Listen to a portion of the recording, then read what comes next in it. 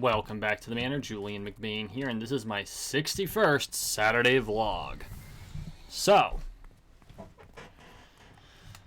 I am, as of the moment you are watching this, I am either en route, actually no, it'll be 9 o'clock when this releases, so if you're watching this on Saturday, I am likely at another event, my second one in 2 weeks.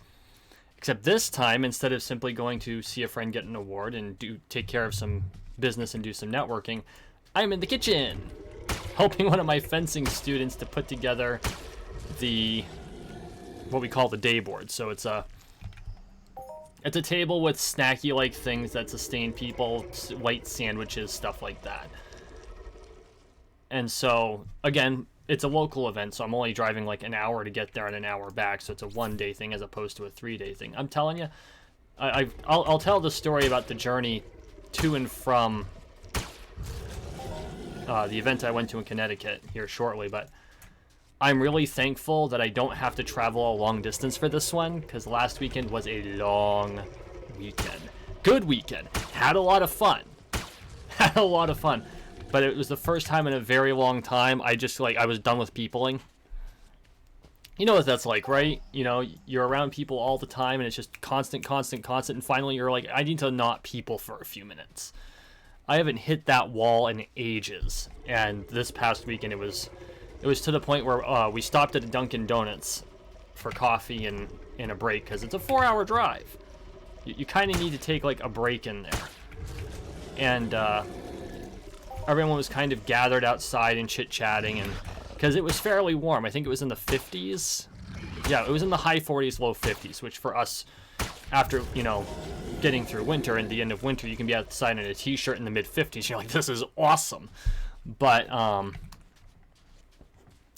I just kind of sat in the car in the quiet, and one of my students got in and kind of joked as we all carpooled, which I think I pretty much maxed out what my poor Jeep can carry. 5 people and all of our crap. I couldn't use my main rear view mirror the entire trip. It was just, that's how loaded we were. But just like being antisocial, I'm just like, I need to not people for a few minutes, and she's like, got it.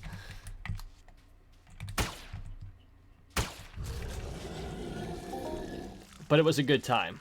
It was a very good time. You know, just because I reached the social exhaustion doesn't mean it wasn't a good time. Often that means it was a good time, because otherwise I'd have abandoned ship long before the social exhaustion kicked in. Which really is kind of an unfortunate side effect of being an introvert.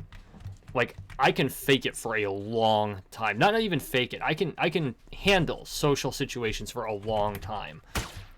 And partly because of the work I do, I've built up that endurance, right? So I've built up that ability to deal with extended social situations. And that's a good thing. I think it's very important to be able to do that. But I do have my limit, and I think this is the first time in years I have found that limit. And so that's actually very enlightening. I should have grabbed the daily before I started this. That's okay. I think that's actually very enlightening, because it tells me where I need to grow. Not necessarily how I need to grow, but where I need to grow. Because you can build social endurance. You can build endurance to just about anything. You can build endurance to pain. You can build endurance to suffering. You can build endurance to annoyance. Ask any daycare provider. You can build endurance to annoyance. And you can build endurance to social situations. It takes time, and it means forcing yourself to leave your comfort zone on a regular basis. But it can be done. And so that's something that I need to work on. And it's unfortunate I hit the wall when I did, because I hit the wall Sunday morning. And see, when we originally planned the trip, I wasn't actually supposed to carpool with anyone. We thought that we were all leaving at different times. Well, Friday night rolls around, and it's like 4 in the evening, and some friends that live about an hour north of me are like, okay, we're leaving. And I thought, well, they're going to pass by my town just as I'm getting ready to go. So I messaged them. I'm like, hey, want a carpool? I've got room for 5 people in gear since we're not carrying weapons. Fencing, gear, that's what I mean. Before YouTube decides to throw me off for saying the W word. You know, we're not carrying armor or swords, so... You know, why not? So I said, do you want a carpool? I got room. I was pretty sure I had room. It got close. And they're like, sure. So they meet me in the next town over where there's a park and ride. And we load all of our crap into my Jeep, and we barely fit, but we did. And then we got on the road, and my Jeep, for the first time in the history of since I got it, was like, okay. Like, it didn't really bog down at all, but I definitely noticed I had to be a little more aggressive on the throttle, which has never happened before. Which I kind of expected. I wanted to see where its limit was. I'm glad I wasn't, like, pulling a trailer or anything.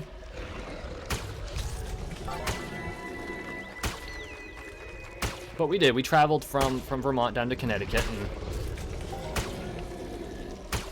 we got there. We left at 5, and because we stopped for dinner and actually like sat down for dinner, we needed a break from the road. We got in at about 10, and then I promptly didn't shut my trap until 2 a.m.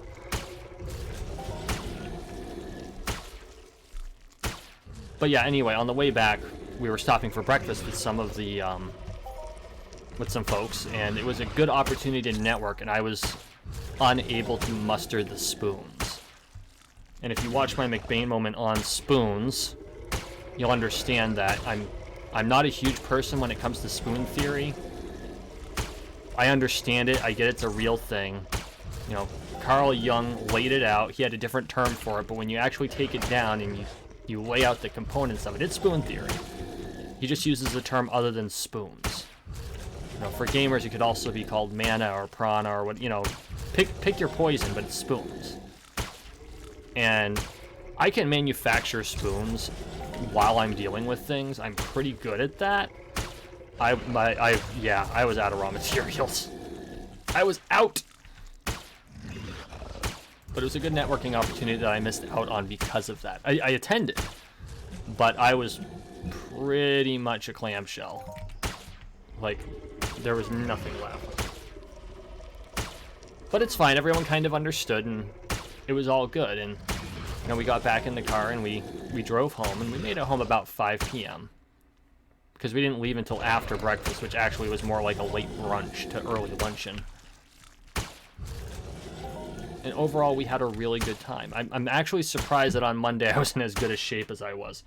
I totally expected to be like, I need a vacation for my weekend. But no, I was up and I was energetic, and it was good stuff.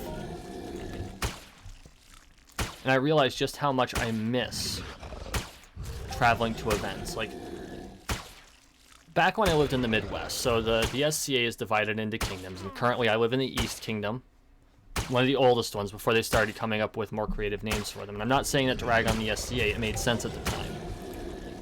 Before this, I lived in a Midwestern kingdom called North Shield. And out in North Shield, so it's the Dakotas, Minnesota, Wisconsin, and Manitoba, Canada. Alright. A short drive out there is 3 hours. It was not uncommon to do a 6 or 7 hour drive to an event for a one-day event over the weekend. And I can hear all of my Midwestern people that will actually watch my channel, all 3 of you just nodding your heads going, yep, that's the truth. And I don't even know if there are 3 people from the Midwest United States, but even if there's one, I'm sure they're like, oh yeah. So you know, I travel from Bismarck, North Dakota to Minneapolis, St. Paul, and that's a good 6 hour drive. That is a solid 6 hour drive. And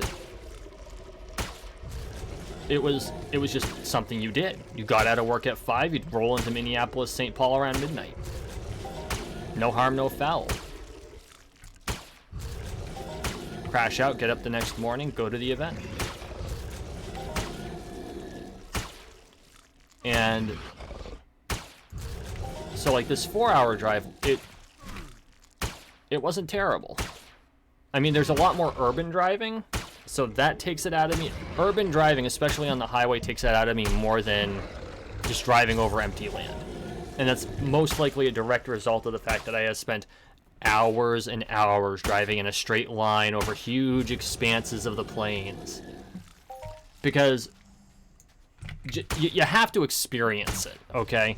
The most egregious example of this is in South Dakota. If you're driving I-29 in South Dakota, you can start in Fargo, North Dakota, head towards Sioux Falls, South Dakota, and you will not turn your steering wheel once for 4.5 hours.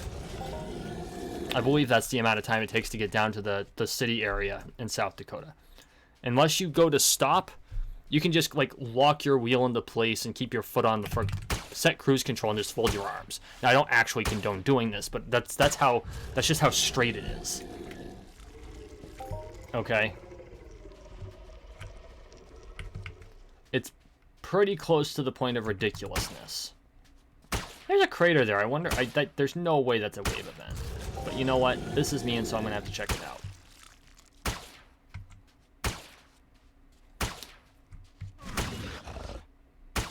So yeah, I mean, I'm no stranger to long-distance driving. Doesn't bother me. That's actually one of the reasons I offered to carpool, because after driving, 7 hours to Minneapolis or Sioux Falls, because I was often the driver.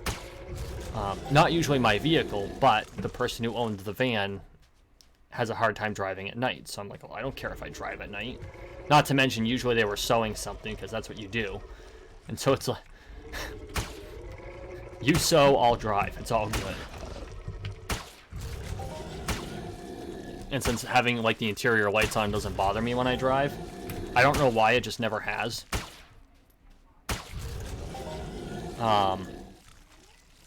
But we traveled. And so it was nice to go that long distance again. It was the first time in a long time that we went that long distance. Or that I experienced that longer distance. And so that was really nice.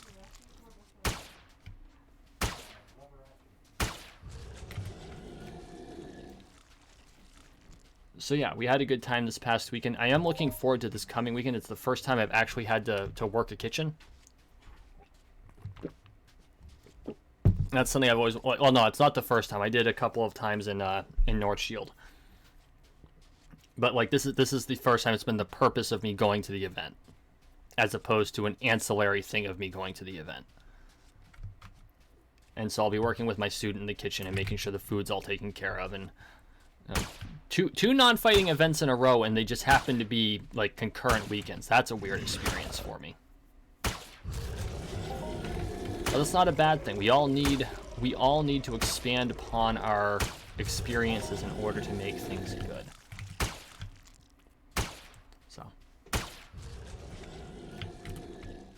and I'm just realizing the time, so I am going to stop here for just a second. I will be right back.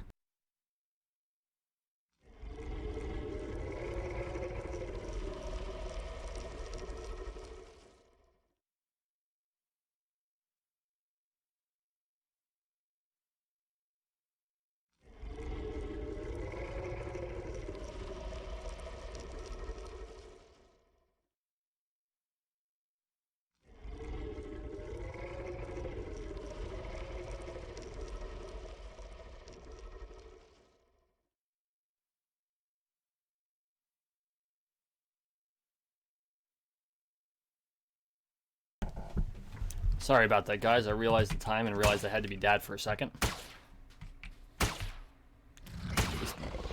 I jumped into doing this and didn't pay attention to the clock, which was the first stupid mistake. But actually, the problem was that, so it's coming across 8 o'clock. On the weekends and during vacation, my son stays up till 9, but during school nights, he's only up till 8:30. Well, he had vacation last week, so I didn't really think about it. I'm like, oh yeah, I got plenty of time before I've got to make sure he's good to go. And then I'm like, oh, no, he has school tomorrow. So I better let him know that it's 8 o'clock. Little things like that. But that's okay. I will say that being a father is one of the most rewarding experiences I've ever had. And just watching him grow into his own person has been amazing. The amount that he's like me is a little disturbing, because I didn't realize I sat on a photocopier, but that's okay. Sometimes that comes with the territory.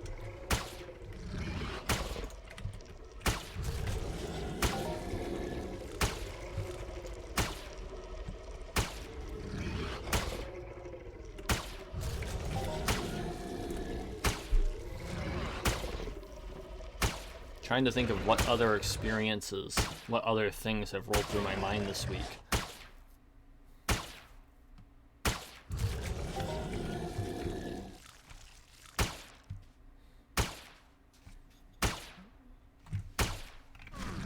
Not a lot.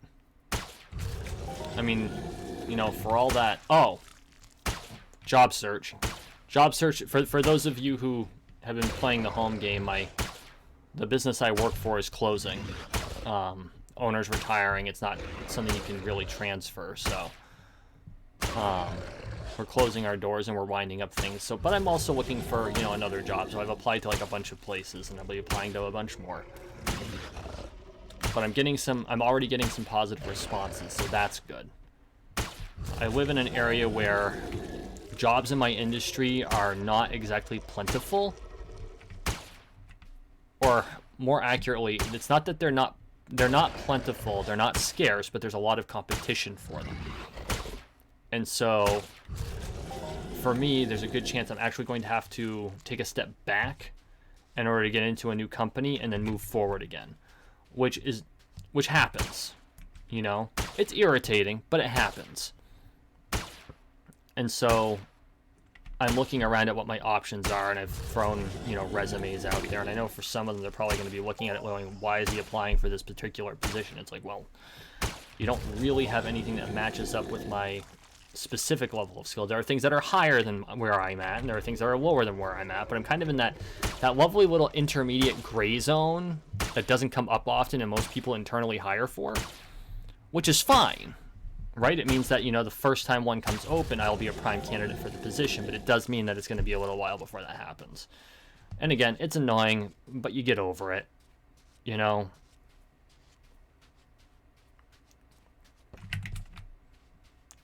After 7 years in my industry, you come to figure out how the whole thing works. No, I don't have decades, but I've got time. You know, I've got a good amount of time in my industry. Which is good because, you know, I came from a totally different industry where I still have more experience in that industry than I have in the one I'm in now. And I'm not talking being a YouTuber. Although I'm getting experience in this industry as well, which actually is transferable in a lot of ways. Like, the experience I get here, I could probably put on a resume for broadcasting.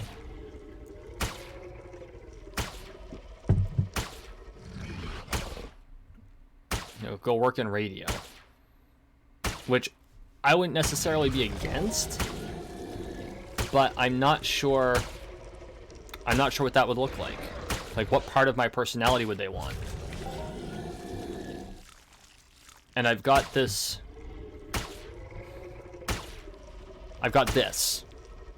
you know?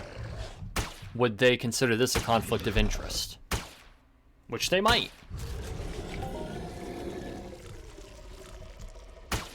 And so that's not necessarily where I want to go. Be kind of interesting. But knowing my luck, I'd either end up on the late night, which would screw with my live streaming schedule, which I know you do what you have to when you need to find a job. I'm not bitching about that. I'm just saying it's not optimal.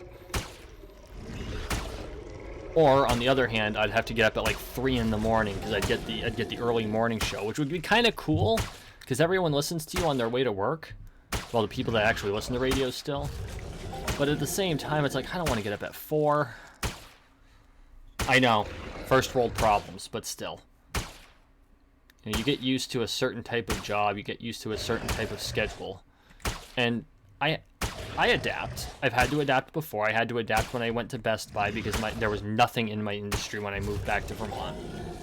Like, I won't say nothing, but there was very little, and there was a huge amount of competition for it. you know? That's just the way the cookie crumbles sometimes. And I didn't have enough local knowledge about the demographics of things after leaving for 10 years for me to have a good grasp of what I would need to know. And so that was a handicap. And it was one that I couldn't overcome at the time. So I worked at Best Buy for like 6 months. And it was an awesome 6 months. If it weren't for the fact that it was an hour away and it was in the schedule was prevented me from doing a whole lot else. Like, because of the schedule, I couldn't even be a decent... I had a hard time spending time with my child because he would go to school, I would work evenings, and so the time he's home, I'm not. And before anyone says anything, his grandparents were around with the whole arrangement. It was there. It's not like he was unattended. But it did mean I wasn't there. And so that didn't really work out, even though it was one of my probably top 3 favorite jobs I've ever had. Was Best Buy. Amazing people, good company, great job, a lot of fun. And I mean, when you work there, you can let your geek show, you know? It's considered an asset, not a,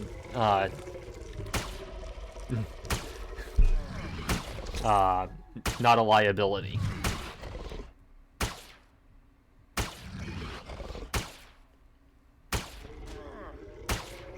Made some good friends there too.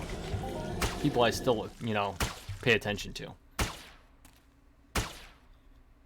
But yeah, that's the update on the mundane life of Julian McBain.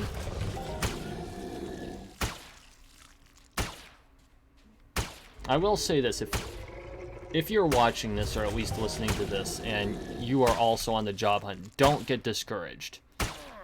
Because it is discouraging. It's tough. You know, whether you're looking for a job because you don't have one, or you're looking for a better job, or you're aiming for a promotion, an internal, like, it doesn't matter. It's tough. But you will endure. You will find something. It's just a matter of patience. You know, when I first moved back, it took me 4 months to find a job. That set me back a year, easily. Because I had 0 income. That'll set you back some.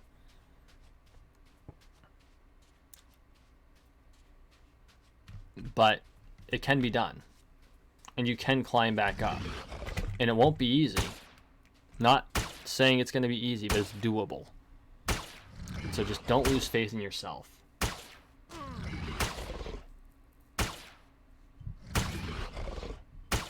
Because out of everyone out there, that's who you need to have the most faith in, is yourself.